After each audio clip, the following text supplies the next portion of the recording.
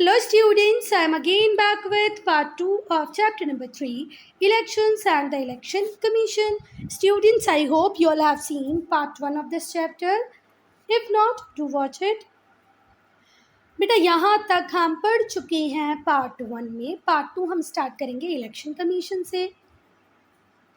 अब बेटा आप सबको पता है इंडिया इतनी बड़ी कंट्री है, बहुत बड़ी कंट्री है, 28 स्टेट्स हैं, यूनियन टेरिटरी है. तो क्या इलेक्शन कराना इतना इजी टास्क होता होगा क्या? बिल्कुल नहीं होता. तो इसकी जिम्मेदारी के लिए हमने एक बॉडी बनाई है जिसका नाम है इलेक्शन कमीशन. तो इलेक्शन कमीशन का काम क्या है? इलेक्शंस को मैनेज करना, management of election. All technical preparation, जितनी भी टेक्निकल प्रिपरेशन की रिक्वायरमेंट होती है वो इलेक्शन कमीशन ही करता है. Declaration of election result is, election के रिजल्ट को भी डिक्लेयर करेगा. मतलब वही वोटिंग लिस्ट के बनने से लेकर के रिजल्ट डिक्लेयर होने तक का काम कौन ही करता है बच्चा? Election commission. ठीक है, इलेक्शन कमीशन के ही टास्क हैं कि वो इलेक्शन का रिजल्ट डिक्लेयर करे, सारे टेक्निकल प्रिपरेशंस करे और इलेक्शंस का मैनेजमेंट करे. मैनेजमेंट क्या करें? प्रॉपर फ्री एंड फेयर वे में इलेक्शंस हो, कोई भी व्यक्ति कोड ऑफ कंडक्ट को वायलेट ना करे. कौन ध्यान रखेगा? Election commission. इसीलिए इलेक्शन कमीशन का होता है एक इलेक्शन कमिश्नर. बेटा अब हम देखेंगे composition and organisation of election commission. Election commission में कौन कौन लोग होंगे वो देखेंगे हम. तो जो कॉन्स्टिट्यूशन है वो बात करता है किसकी? चीफ इलेक्शन कमिश्नर की. CEC, chief election commissioner. और अभी जो करंट CEC हैं वो हैं राजीव कुमार. ठीक है बात. तो कॉन्स्टिट्यूशन कहता है कि भैया जो इलेक्शन कमीशन होगा उसमें होगा एक CEC, चीफ इलेक्शन कमिश्नर, और दूसरे इलेक्शन कमिश्नर भी होंगे. चीफ लिखा है.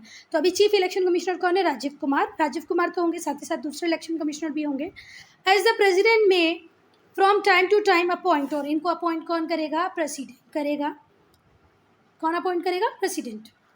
बेटा जब कोई दूसरा इलेक्शन कमिश्नर अपॉइंट होता है तो जो CEC चीफ इलेक्शन कमिश्नर होता है यही क्या बन जाता है? किसकी तरह एक्ट करने लगता है? चेयरमैन ऑफ इलेक्शन कमीशन की तरह एक्ट करने लगता है. अगर हम आज की बात करें तो at present the commission is 3 member body. आज ये जो कमीशन है ये क्या है? 3 मेंबर बॉडी है. और ये जो कमीशन है इसका चेयरमैन कौन बनता है बच्चा? Chief election commissioner. ये बात ध्यान रखना. When any other election commissioner is so appointed, जब दूसरे इलेक्शन कमिश्नर अपॉइंट हो जाते हैं तो चीफ इलेक्शन कमिश्नर ही किसकी तरह काम करता है? Chairman of election commission. ये जो इलेक्शन कमीशन है ये 3 मेंबर बॉडी है. इलेक्शन कमीशन ऑफ इंडिया पहली बार बनी थी जनवरी 1950 में. श्री सुकुमार सेन पहले CEC थे इंडिया के पहले CEC, पहले चीफ इलेक्शन कमिश्नर कौन थे इंडिया के? सुकुमार सेन थे. कब बना था इलेक्शन कमीशन? 1950 में. इलेक्शन कमीशन इंडिया कब बना? 1950 में. पहले चीफ इलेक्शन कमिश्नर कौन थे? Sukumar Singh. He acted in this capacity from 21 March 1950 to 19 December 1958. 8 साल का कार्यकाल रहा. इन्होंने 21 मार्च 1950 को ज्वाइन कर लिया था और उस पोजीशन से हटे कब? 19 दिसंबर 1958 को. अब हम अपॉइंटमेंट की बात करें कि इतनी बड़ी पोस्ट है CEC, चीफ इलेक्शन कमिश्नर, तो इसका अपॉइंटमेंट कैसे होता है? तो जो चीफ इलेक्शन कमिश्नर होता है ये जो दूसरे कमिश्नर होते हैं उन्हें अपॉइंट करते हैं कौन? प्रेसिडेंट. द प्रेसिडेंट में अपॉइंट द रीजनल कमिश्नर, और कई बार प्रेसिडेंट रीजनल कमिश्नर को भी अपॉइंट कर देते हैं to assist election commission in its function. देखो हमारी कंट्री बेटा सच में बहुत बड़ी है. 3.28 मिलियन स्क्वायर किलोमीटर का जिसका एरिया है, इतने सारे स्टेट्स हैं, इतनी डाइवर्सिटी हैं, तो कई बार वो इलेक्शन कमिश्नर को हेल्प करने के लिए या इलेक्शन कमीशन के कुछ कामों को हेल्प करने के लिए प्रेसिडेंट के पास पावर होती है कि वो रीजनल कमिश्नर को भी अपॉइंट कर सकता है. Term of the office and condition, जो कंडीशन होती है सर्विस की या जो टर्म होता है चीफ इलेक्शन कमिश्नर के ऑफिस का वो हम पढ़ेंगे 1 बाय 1. तो फर्स्ट जो चीफ इलेक्शन कमिश्नर होता है या कोई इलेक्शन कमिश्नर हो वो 6 साल के लिए अपॉइंट होता है. कितने सालों के लिए? 6 साल के लिए. However if the chief election commissioner और an election commissioner has attained 65 year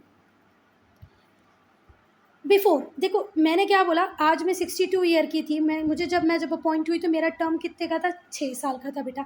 पर 3 साल बाद ही मैं क्या हो गई? 65 ईयर की हो गई. तो मैं ये 6 साल पूरे नहीं करूँगी क्योंकि मेरी एज ऑफ रिटायरमेंट आ गई है और मैं रिटायर हो जाऊँगी. आई बात समझ में? तो जो चीफ इलेक्शन कमिश्नर हैं या जो इलेक्शन कमिश्नर होते हैं वो अपने ऑफिस को 6 ईयर्स तक होल्ड कर सकते हैं।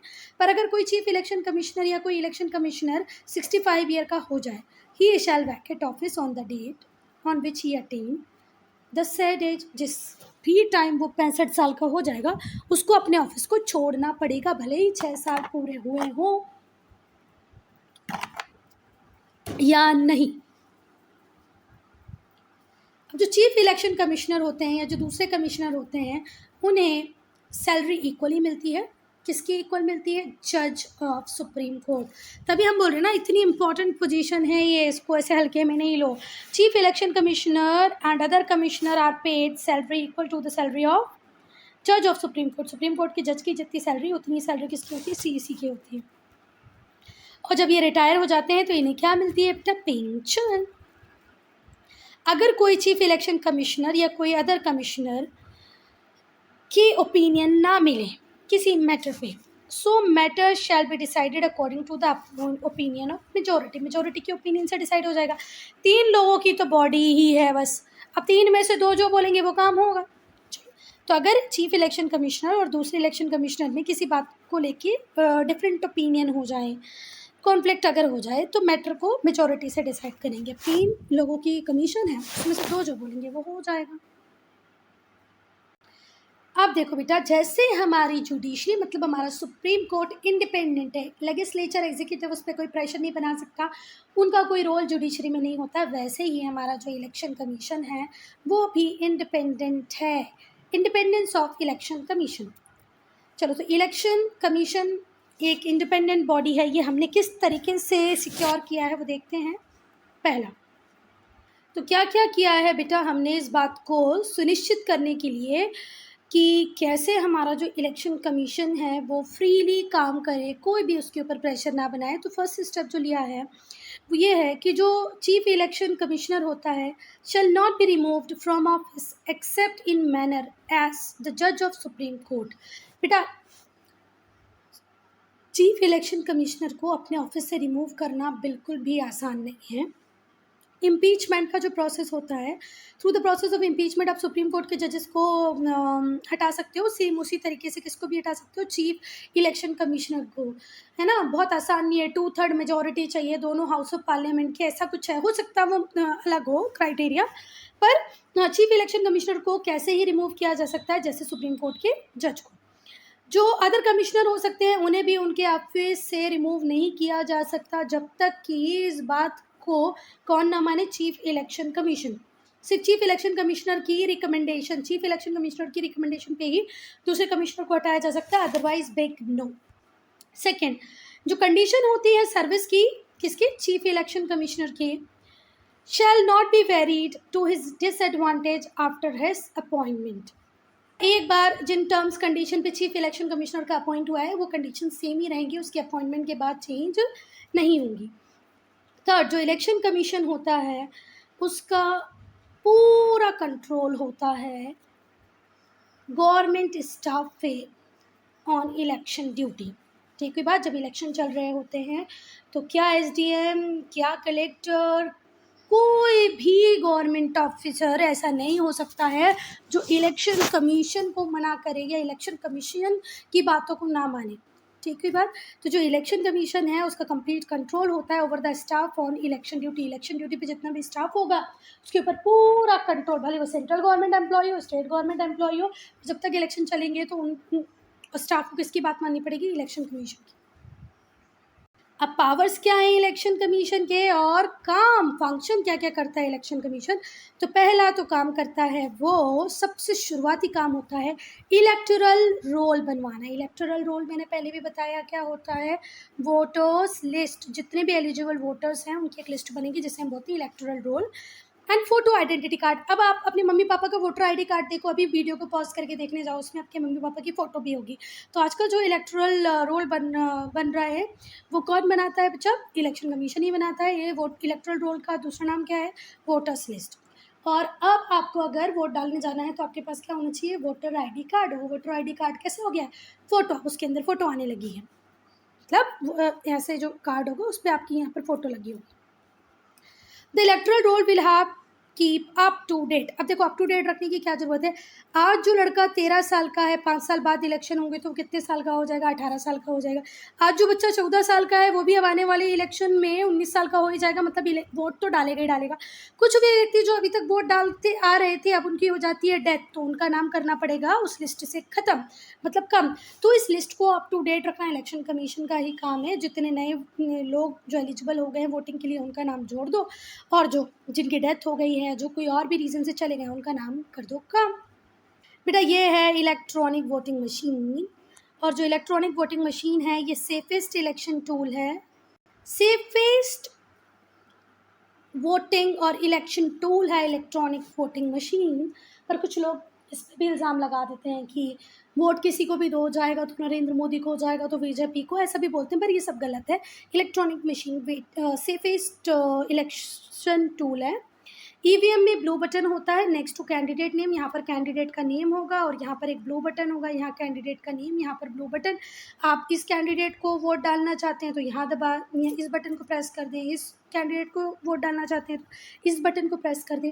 15 सेकेंड का टाइम लगता है बेटा एक वोट को देने में। कितने का? 15 सेकेंड का टाइम लगता है एक वोट देने में। जब वोटर उस बटन को प्रेस करता है तो लाइट ग्लो होने लगती है और एक बीप साउंड, तेजी सा साउंड आएगा, है ना। जैसे कई बार जब हमारा लाइट चली जाती है तो इन्वर्टर से जो साउंड आता है वैसा वाला साउंड आता है, हल्का सा वैसे ही साउंड आता है। तो ईवीएम सेफेस्ट इलेक्शन टूल है। ईवीएम में जो कैंडिडेट होता है उसके नाम के आगे एक ब्लू बटन होता है, आप जैसे ही उसको प्रेस करेंगे वो लाइट ग्लो करने लगेगा और एक बीप साउंड आपको सुनाई देगा। 15 सेकेंड लगते हैं वोट डालने में। The only way to make EVM non functional is by breaking it और बर्निंग इट। अगर आपको ईवीएम को, किसी गधे को लगे कि ईवीएम से काम नहीं होना चाहिए, ईवीएम गलत है गलत है, या ईवीएम सही नहीं है, तो बेटा ईवीएम ख़राब एक ही कंडीशन में होगी, या तो आप उसको पूरी तरह तोड़ दो या आप उसको जला दो। तो हम थे यहाँ पर, क्या पढ़ा था हम लोगों ने कि वोटर लिस्ट को, इलेक्टोरल रोल को अप टू डेट रखना है ऑल द टाइम, जिसमें कि जो न्यू इलेक्शन हो तो वो बिना किसी प्रॉब्लम की हो जाए। फ्री और फेयर इलेक्शंस हों तो वोटर्स के लिए बहुत ज़रूरी है कि वो अपना फ़ोटो आइडेंटिटी कार्ड लेके आए। नहीं तो ऐसा होता है कि किसी भी व्यक्ति ने किसी के लिए भी वोट डाल दिया, पर अब हमारे पास फ़ोटो आईडी कार्ड होता है, हम उसको लेके जाते हैं, तभी वो इलेक्शन कमीशन की जो अथॉरिटीज़, जो लोग वहाँ बैठे रहते हैं, हमें वोट डालने देते, नहीं तो नहीं डालने देते। तो फ्री और फेयर इलेक्शन आपको कराना है तो फ़ोटो आइडेंटिटी कार्ड तो रिक्वायर्ड है ही, और सम अदर डॉक्यूमेंट्स जैसे राशन कार्ड, ड्राइविंग लाइसेंस, जो आपकी आइडेंटिटी को प्रूव कर सके, ऐसा कुछ आप ले आएंगे तो आप वोट डाल सकते हैं। ठीक है। पैन कार्ड पे भी आपको फ़ोटो होती है, राशन कार्ड में फ़ोटो होती है, तो वैसा कुछ ले आओ। पर बेटा आजकल तो सारी पॉलिटिकल पार्टीज़, पूरा इलेक्शन कमीशन इतने ज़्यादा सजग हो गए हैं कि इलेक्शन के पहले हर व्यक्ति का फ़ोटो आइडेंटिटी कार्ड बन ही जाता है। Second, recognition to political parties. बहुत सारे लोग हैं जो सरकार को पॉलिटिकल पार्टीज़ के नाम से ही जानते हैं। कांग्रेस अच्छी, बीजेपी अच्छी नहीं, बीजेपी अच्छी, कांग्रेस खराब, है ना। तो बेटा पॉलिटिकल पार्टीज़ का एक इम्पॉर्टेंट रोल होता है इलेक्शंस में। हमारे इंडिया में लगभग 8 नेशनल पॉलिटिकल पार्टीज़ हैं और बहुत सारी स्टेट पार्टी या रीजनल पार्टीज़ हैं, पर 7 to 8 तो क्या हैं, नेशनल पार्टीज़ हैं। अब बेटा नेशनल पार्टी 7 है, 8 है या 6 हैं, ये ऐसे बदलते क्यों रहता है? एक स्पेसिफिक क्राइटेरिया होता है, आपको कितने वोट मिले, कितनी सीट्स आपको मिली, उस बेसिस पे आप नेशनल पार्टी बनते हो। ठीक है, तो ये क्राइटेरिया किसी एक पार्टी को फुलफिल कर गई तो नेशनल पार्टी में ऐड ऑन हो जाएगा। किसी एक पार्टी जो आज तक नेशनल पॉलिटिकल पार्टी थी पर अब इस इलेक्शन में उसको वोट उतने नहीं मिले तो वो नेशनल पार्टी की लिस्ट से आउट हो जाएगी, है ना। चलो, तो बहुत सारी स्टेट पार्टीज़ हैं और नेशनल पार्टीज़ हैं हमारे इंडिया में। जो इलेक्शन कमीशन है, election commission grants recognition to parties for election purposes, और इलेक्शन कमीशन का काम होता है कि उन्हें रिकॉग्निशन दें, पॉलिटिकल पार्टीज़ को क्या दें, रिकॉग्निशन दें, पहचान दें, किसके लिए, इलेक्शन के लिए। Allotment of symbol to parties and independent candidates. जो नेशनल पार्टीज़ हैं, जो स्टेट लेवल पार्टीज़ हैं, वो कोई भी सिंबल रिजर्व करा सकती हैं for all the candidates nominated by them. जैसे बीजेपी का कमल का फूल है, कांग्रेस का पंजा है, आम आदमी पार्टी की झाड़ू है, समाजवादी पार्टी की साइकिल है, बहुजन समाजवादी पार्टी का हाथी है। तो ऐसे आप कोई भी सिंबल रिजर्व करा सकते हैं। अब कुछ कैंडिडेट बेटा इंडिपेंडेंट कैंडिडेट होते हैं, वो कहते हैं हमें किसी पॉलिटिकल पार्टी के साथ अलाइन नहीं करना, हम इंडिपेंडेंटली इलेक्शंस लड़ेंगे, तो वो अपना इलेक्शन सिंबल खुद ले सकते हैं। किससे? फ्री सिंबल की लिस्ट से। अब सिंबल क्यों अलॉट किए जाते हैं बेटा लोगों को? इसके दो पर्पस हैं। पहला कि जो इलिटरेट मास है, जो नाम नहीं पढ़ पाएगी, वो सिंबल को देख के चुन लेगी। ठीक हुई बात। देखो हमारे इंडिया में आज भी इलिटरेसी है, पर वोटिंग राइट तो सबके पास है, तो वो व्यक्ति कैसे पहचानेगा कि मैं किसको वोट दूं? नाम तो उसको पढ़ना ही नहीं आता है। तो हमने सिंबल दे दिए, कमल के फूल पे वोट डालना है कि पंजे पे डालना है। चलो, can not read the names of the candidates और देयर पार्टीज, ना तो पार्टी का नाम पढ़ पा रहा है वो, ना ही तो कैंडिडेट का नाम पढ़ पा रहा है, तो वो लोग इजीली आइडेंटिफाई कर पाएंगे सिंबल को और अपने कैंडिडेट को इलेक्ट कर देंगे जिसको पसंद करते हैं। Second, the reserve symbol become so well known, और जो रिजर्व सिंबल होते हैं इतने वेल नोन होते हैं कि जैसे मैं बोल रही हूँ ना, कमल मतलब बीजेपी, पंजाब मतलब कांग्रेस, ये सबको पता है। तो बेटा कई बार सिंबल ये भी पर्पसफुल करता है कि पार्टी को अपनी कैनवासिंग करने की ज़रूरत ही नहीं है। उसका सिंबल आज इतना फेमस हो चुका है, इतना फेमस हो चुका है कि लोग उस कैंडिडेट को उस सिंबल के बेसिस पे भी इलेक्ट कर सकते हैं। आई बात समझ में? हो सकता है कि वो XYZ को नहीं जानते, पर वो कमल को जानते हैं, यार बीजेपी बहुत अच्छा काम करी, कांग्रेस बहुत अच्छा काम करी, तो वो वोट दे देंगे। तो दो ड्यूअल पर्पस होते हैं सिंबल के, एक तो इलिटरेट व्यक्ति के लिए और एक पॉलिटिकल पार्टीज को थोड़ी हेल्प मिल जाए। ऐसा होता है बच्चा फोटो आइडेंटिटी कार्ड, ये आप लोग देखना आपके पेरेंट्स के पास होगा।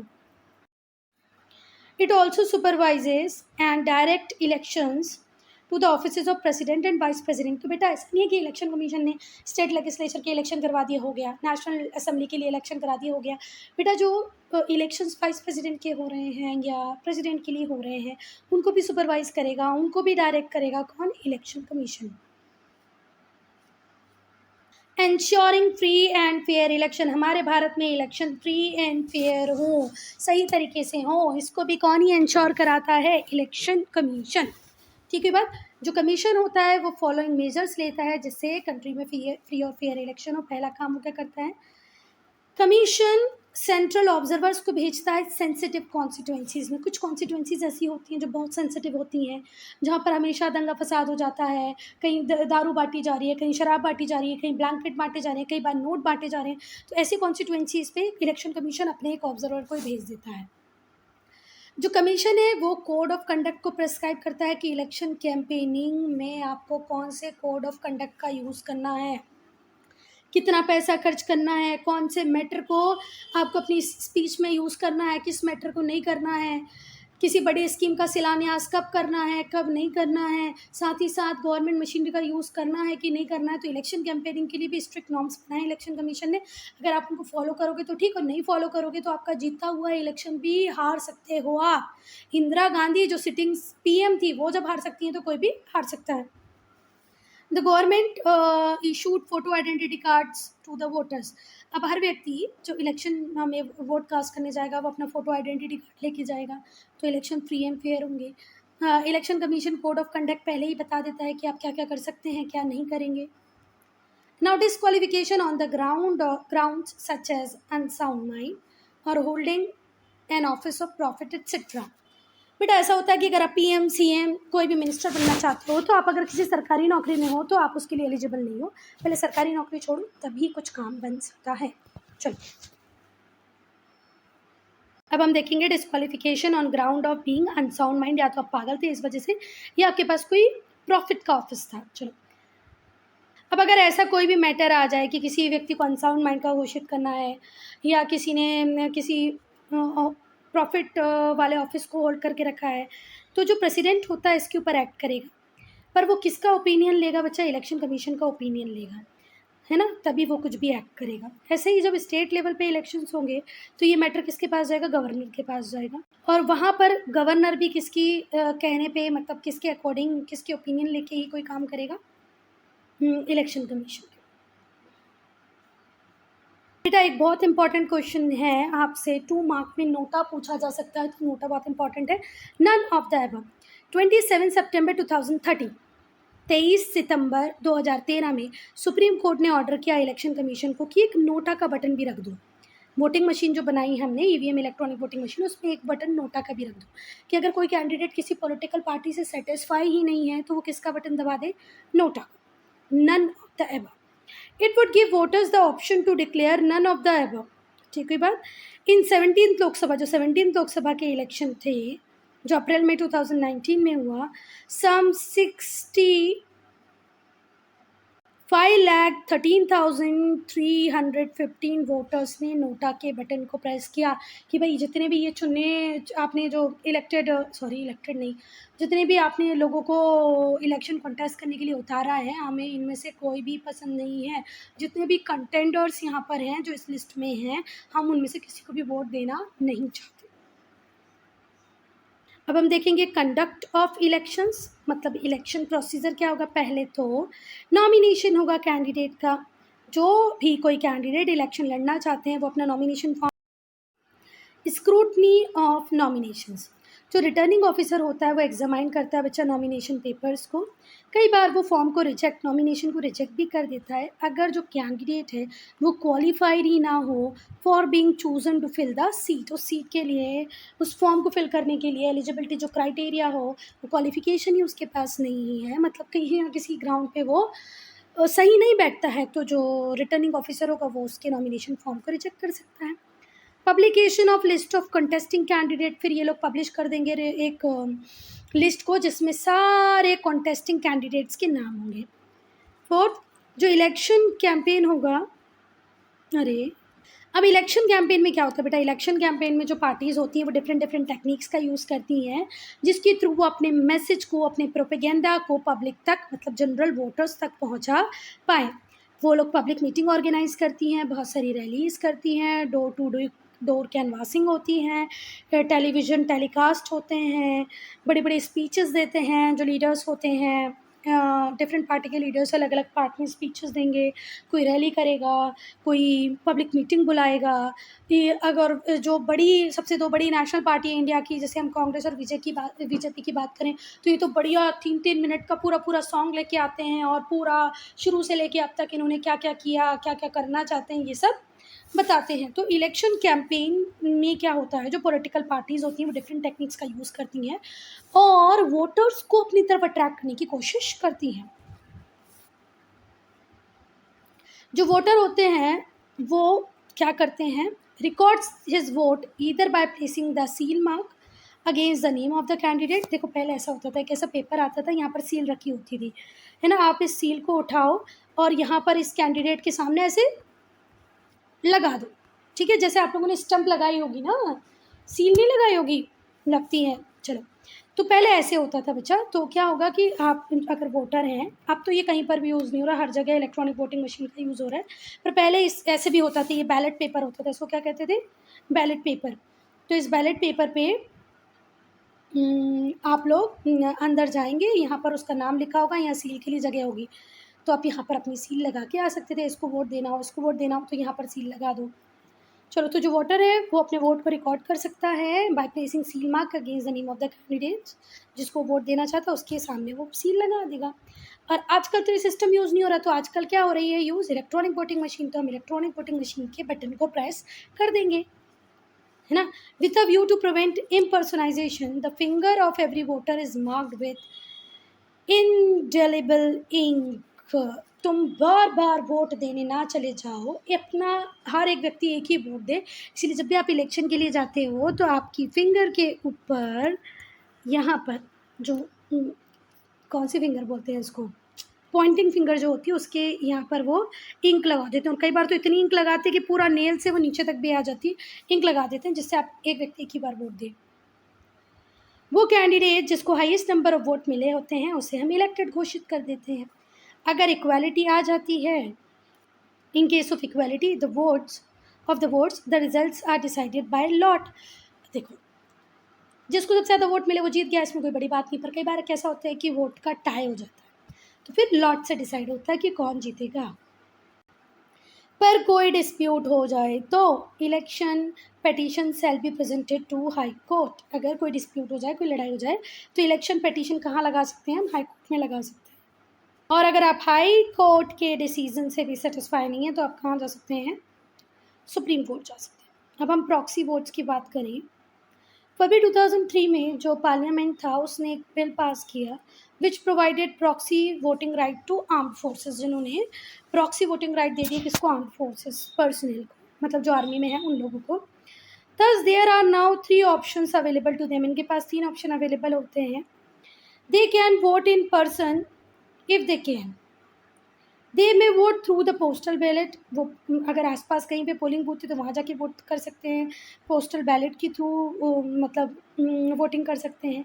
They may give authority to someone to vote on their behalf, और कई बार ये क्या करते हैं किसी एक्स व्यक्ति वाई व्यक्ति अपनी वाइफ को या अपनी किसी भी रिलेटिव को रिस्पॉन्सिबिलिटी दे देते हैं कि आप मेरे बिहाफ पे वोट कर देना। This last option is called proxy vote, और इसी लास्ट ऑप्शन को हम क्या कहते हैं, प्रॉक्सी वोट। तो 2003 फरवरी में पार्लियामेंट ने एक बिल पास किया किसका, प्रॉक्सी वोटिंग राइट का, किसके लिए, आर्म्ड फोर्सेस के लिए। तो ये खुद जाके वोट दे सकते हैं, ये पोस्टल बैलेट के थ्रू भी वोट दे सकते हैं, या प्रॉक्सी वोट के राइट्स किसी को दे सकते हैं। मतलब जैसे सपोज करो मैं आर्मी में हूँ, मैं वोट नहीं दे सकती, तो मैं अपने घर में किसी को बोल के जाऊँगी कि भाई तुम मेरा वोट दे देना, इसको क्या कहते हैं, प्रॉक्सी वोट। अब हम देखेंगे बेटा फ्री एंड फेयर इलेक्शंस। तो जो हमारा कॉन्स्टिट्यूशन है और जो रिप्रेजेंटेशन ऑफ पीपल एक्ट, क्या रिप्रेजेंटेशन ऑफ पीपल एक्ट है, और जो हमारा कॉन्स्टिट्यूशन है वो कुछ प्रोविजंस को देता है, कुछ प्रोविजंस की बात करता है जो इंश्योर कराएंगे कि भैया इलेक्शंस फ्री एंड फेयर हो रहे हैं कि नहीं हो रहे हैं। तो पहली चीज़ जो इंश्योर कराता है रिप्रेजेंटेशन ऑफ पीपल एक्ट और हमारा कॉन्स्टिट्यूशन वो ये है कि जो इलेक्शन कमीशन है वो एक इंडिपेंडेंट बॉडी है, उसका कोई लेना देना नहीं है रूलिंग गवर्नमेंट से, करंट प्राइम मिनिस्टर से, आने वाले प्राइम मिनिस्टर से, वो एक इंडिपेंडेंट बॉडी है। और इस चीज़ को, इसकी इंडिपेंडेंस को, या चीफ इलेक्शन कमीशन किससे डरे नहीं, किसी की बात ना माने, इसको इंश्योर कराने के लिए हमने क्या बोल दिया कि भाई तू इंडिपेंडेंटली काम कर, आप इंडिपेंडेंटली काम करो, आपको कोई पॉलिटिकल पार्टी हरास नहीं करेगी, कोई परेशान नहीं करेगी। क्यों? क्योंकि तुम्हें तुम्हारी पोजीशन से हटाना बिल्कुल भी संभव नहीं है। जैसे सुप्रीम कोर्ट को जज को हटाते हैं उसी प्रोसेस से तुमको हटाएंगे, तो मतलब इतना आसान नहीं है कि हर कोई तुम्हें हटा दे अपनी पोजीशन से। तो पीएम वगैरह भी चीफ इलेक्शन कमिश्नर को कुछ नहीं बोल सकते। चलो, तो जो चीफ इलेक्शन कमिश्नर होता है shall not be remove from office, उसको अपनी ऑफिस से रिमूव नहीं किया जा सकता, और किया भी जाएगा तो किसकी तरह किया जाएगा, सुप्रीम कोर्ट के जज की तरह। जितना टेक्निकल प्रोसेस सुप्रीम कोर्ट के जज को रिमूव करने का है वैसा ही है किसका, किसका किसका चीफ इलेक्शन कमिश्नर का। अब हम इलेक्शन प्रोसीजर को देखेंगे तो पहले तो नॉमिनेशन फाइल होंगे, फिर उन नॉमिनेशंस की स्क्रूटनी होगी, कुछ कैंडिडेट तो यहीं से आउट हो जाएंगे, फिर जो इलेक्शन कमीशन होगा वो लिस्ट पब्लिश कर देगा, इलेक्शन कैंपेन होगा। उसके बाद देखो पहले तो आप लोगों ने लिस्ट की स्क्रूटनी हुई तो फिर उन्होंने लिस्ट पब्लिश कर दी, 50 लोगों ने जैसे नॉमिनेशन भरे थे उसमें से 40 लोगों का नाम सेलेक्ट हुआ। अभी 40 लोग अपने लिए क्या करेंगे, इलेक्शन कैंपेनिंग करेंगे, फिर पोल होगा, मतलब हम जाके एक्चुअल में वोट देंगे, फिर वोट की काउंटिंग होगी और रिजल्ट क्लियर आ जाएगा, जिसको सबसे ज़्यादा वोट मिलेंगे वो जीत जाएगा। यहाँ पर अगर कोई कन्फ्यूजन हुआ तो सुनो, अब जो इलेक्शन कमीशन है वो उन कैंडिडेट्स की लिस्ट को पब्लिश कर देगा जिनका फॉर्म प्रॉपर था, है ना, और फिर जिनका फॉर्म प्रॉपर था वो आगे इलेक्शन कैंपेन में लग जाएंगे, फिर हम फाइनली वोट देने जाएंगे, फिर हमारे वोट की काउंटिंग होगी, जिसको सबसे ज़्यादा वोट मिलेंगे वो जीत जाएगा। अब बेटा हम सेकंड की बात करेंगे, तो सेकंड में आप ज़रा ध्यान से सुनो कि जो इलेक्शन कमीशन है वो इस बात को बिल्कुल क्लियरली बोल देता है कि कोई भी मिनिस्टर अपने ऑफिशियल विजिट को इलेक्शनरिंग वर्क के साथ नहीं जोड़ सकता। इलेक्शन कैंपेनिंग बिल्कुल अलग है, आपका ऑफिशियल वर्क बिल्कुल अलग है। अगर कहीं ये पाया गया कि तुमने अपने ऑफिशियल विजिट का यूज़ इलेक्शन कैंपेनिंग के लिए किया, या ऑफिशियल विजिट में कोई ऐसी बात कर दी जो आपके पार्टी को रिप्रेजेंट कर रही है या आपकी इलेक्शन कैंपेन की इलेक्शन प्रोपेगेंडा की बात कर रही है, तो फिर आपकी जीती हुई सीट पर आप हार जाओगे, ये तो बिल्कुल डिस्क्वालीफाई कर जाओगे आप, है ना। तो आपको ऐसा नहीं करना, अपने ऑफिशियल विजिट को इलेक्शनरिंग वर्क के साथ कंबाइन नहीं करना है। किसी भी गवर्नमेंट व्हीकल का या पर्सोनेल का यूज़ नहीं करना, भले वो गवर्नमेंट टीचर हो या कोई आईएएस ऑफिसर हो, आईपीएस ऑफिसर हो, किसी भी पर्सोनेल का आप यूज़ क्योंकि वो गवर्नमेंट ऑफिसर्स ही हैं, इलेक्शन कैंपेनिंग के लिए नहीं कर सकते। किसी भी व्हीकल का यूज़, भले वो कार हो, चॉपर हो, प्लेन हो, सरकार का, उसको भी आप इलेक्शन कैंपेनिंग के लिए यूज़ नहीं कर सकते। अब ऐसा क्यों हुआ बच्चा, ऐसा क्यों बोला, क्योंकि बेटा करंट में जो गवर्नमेंट है, भले वो पीएम हो, सीएम हो, वो एक इन्फ्लुएंशियल पोजीशन है, तो वो किसी भी गवर्नमेंट ऑफिसर का यूज़ कर सकता है अपने लिए, किसी भी गवर्नमेंट मशीनरी का यूज़ करता है अपने लिए। तो इलेक्शन कमीशन ने पहले बोल दिया कि भैया तुम पीएम हो वो एक अलग मैटर है, अब आने वाला इलेक्शन में तुम फिर से पीएम बनने के लिए तैयारी कर रहे हो, फिर से सीएम बनने के लिए तुम ज़ीरो से काम शुरू कर रहे हो, तो इसीलिए तुम हमारी मशीनरी का यूज़ नहीं करोगे, मतलब नहीं करोगे। अगर ऐसा नहीं बोले इलेक्शन कमीशन तो बेटा ऐसे तो एडवांटेज मिल जाएगा सिटिंग पीएम को, सिटिंग सीएम को, वो कभी अपनी पोजीशन से उतरेंगे ही नहीं, है ना। चलो, if the booth capturing has taken place at a certain polling station, the election commission shall order for fresh poll। अगर कई जगह हमें पता चल जाए कि यार वहाँ इलेक्शंस में धांधली हुई है, फेक वोट डले हैं, पूरा के पूरा बूथ कैप्चरिंग हुई है, तो इलेक्शन कमीशन बोलेगा हाँ ठीक है तुमने कर लिया ना, बहुत बढ़िया बहुत बढ़िया, चलो अब हम इस कॉन्स्टिट्यूंसी पे फ्रेश इलेक्शन करवाएंगे और वो भी ज़्यादा देख रेख में। तो इलेक्शन कमीशन बहुत भारी चीज़ है भैया।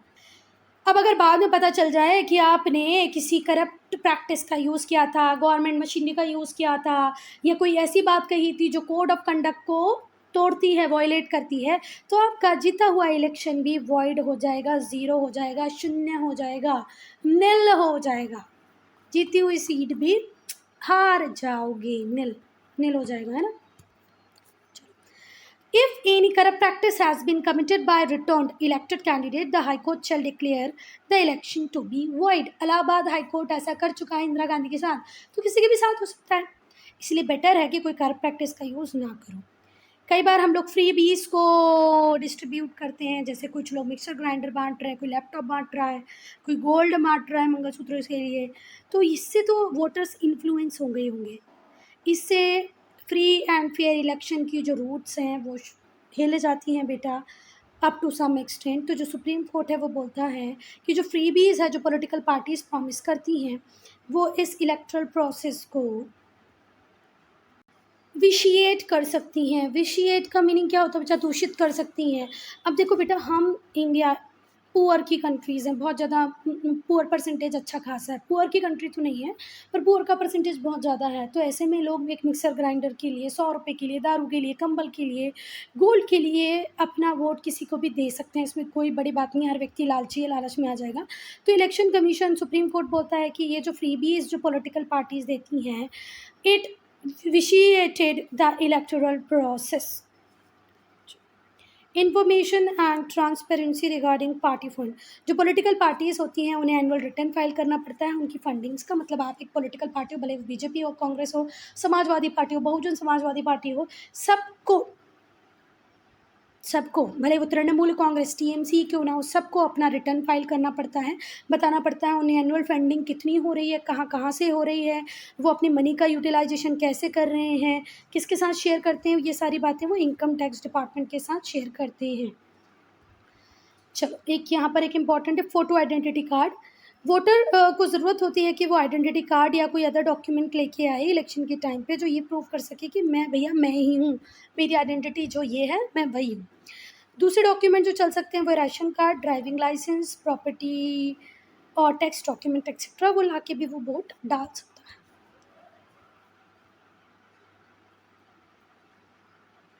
चलो, अब सुप्रीम कोर्ट की बात करेंगे। Supreme courts orders regarding antecedents and sources of income of a candidates. चलो, यहाँ पर एक वर्ड है बेटा एंटीसीडेंट्स, इसका मीनिंग होता है ब्यौरा, है ना, मतलब पूरा विस्तृत ब्यौरा वो आप लोगों से मांग सकते हैं, है ना। तो 2 मई 2002 में जो सुप्रीम कोर्ट था उसने इलेक्शन कैंडिडेट्स को ये कहा कि भाई तुम्हें डिक्लेयर करना पड़ेगा डिटेल्स, तुम्हारे जितने भी एसेट्स हैं, तुम्हारा जो एजुकेशनल क्वालिफिकेशन है, कोई तुम्हारी हिस्ट्री तो नहीं है क्रिमिनल केसेस की, इस सब का रिकॉर्ड तुम हमें दो। तो ये कब से चालू हुआ? मई 2002 से सुप्रीम कोर्ट ने डायरेक्ट किया कि जो इलेक्शन कैंडिडेट्स होंगे, जो अपना इलेक्शन कॉन्टेस्ट करना चाहते होंगे, मतलब इलेक्शन में लड़ना चाहते होंगे, वो पहले तो बताएं कि उनके पास संपत्तियाँ कितनी हैं, मतलब एसेट्स कितनी हैं, उनका एजुकेशनल क्वालिफिकेशन क्या है, उनके कोई हिस्ट्री तो नहीं है क्रिमिनल केसेस की, क्रिमिनल बैकग्राउंड तो नहीं है, ठीक है, क्या कभी वो जेल में गए हैं। In fact the voters should be well informed about the antecedents of the candidate का विस्तृत ब्यौरा, सारी चीज़ें वोटर्स को भी पता होनी चाहिए कि भैया जिस व्यक्ति को चुन रहे हैं वो क्रिमिनल तो नहीं है, वो कितना पढ़ा लिखा है, उसके पास कितना पैसा है, और ये सारी चीज़ें। 16 फरवरी 2018 को एक और लैंडमार्क जजमेंट आया सुप्रीम कोर्ट की तरफ से कि कैंडिडेट को ये डिक्लेयर करना पड़ेगा कि उसकी सोर्स ऑफ इनकम क्या क्या है ना।